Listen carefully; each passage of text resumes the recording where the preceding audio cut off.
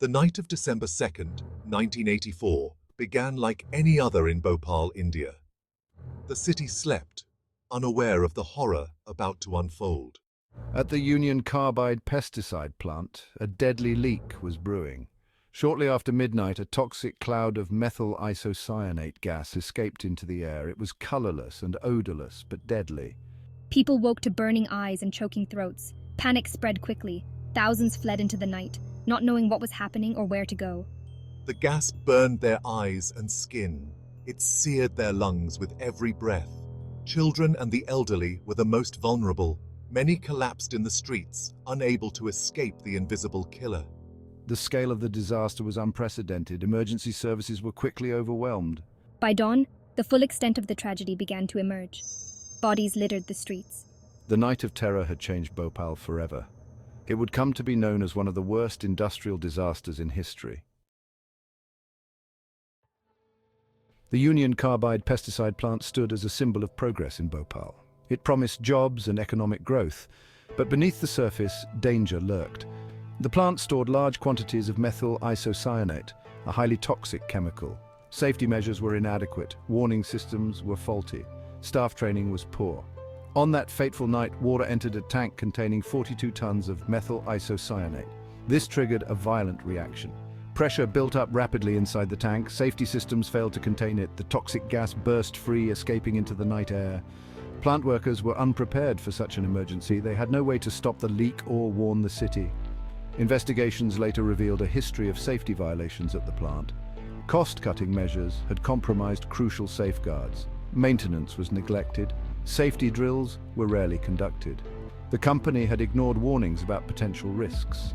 Local authorities had failed to enforce safety regulations. The disaster at Union Carbide exposed the dark side of rapid industrialization. It showed how corporate greed could override human safety. The plant that was meant to bring prosperity became an instrument of death. The tragedy raised urgent questions about industrial safety and corporate responsibility. As the toxic cloud spread, chaos engulfed Bhopal. People ran blindly through the streets. The gas burned their eyes and throats. Many fell unconscious where they stood. Families were torn apart in the panic. The elderly and disabled were often left behind. First responders were overwhelmed and under-equipped. Many became victims themselves as they tried to help others. Thousands died in their sleep or as they tried to flee. It would come to be known as one of the worst industrial disasters in history. Bhopal's healthcare system was utterly unprepared for a disaster of this magnitude. Hospitals were quickly overwhelmed. Medical staff worked tirelessly, but they were fighting a losing battle.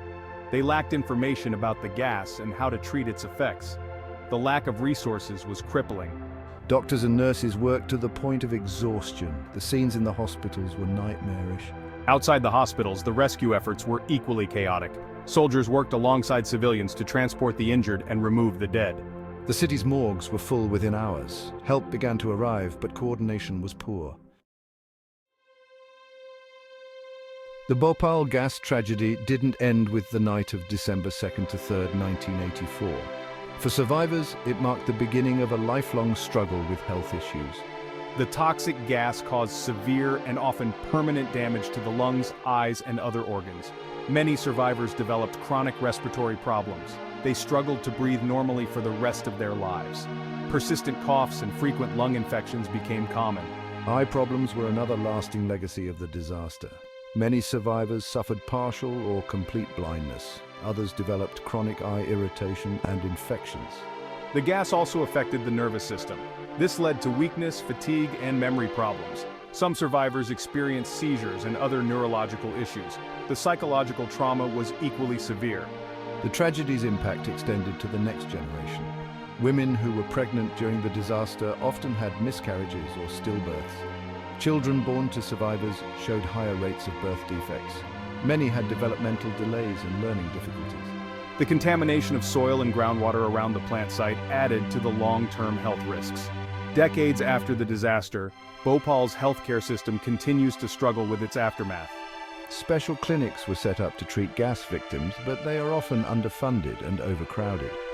The long-term health effects of the gas exposure are still not fully understood.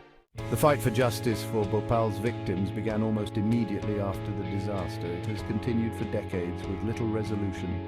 Union Carbide faced criminal charges in India, but top executives never stood trial. Compensation was a major point of contention. Union Carbide paid $470 million. This amount was widely criticized as inadequate. Despite court orders, comprehensive cleanup efforts have yet to materialize. The Bhopal disaster sparked global discussions about corporate responsibility and industrial safety. The fight for Bhopal is far from over.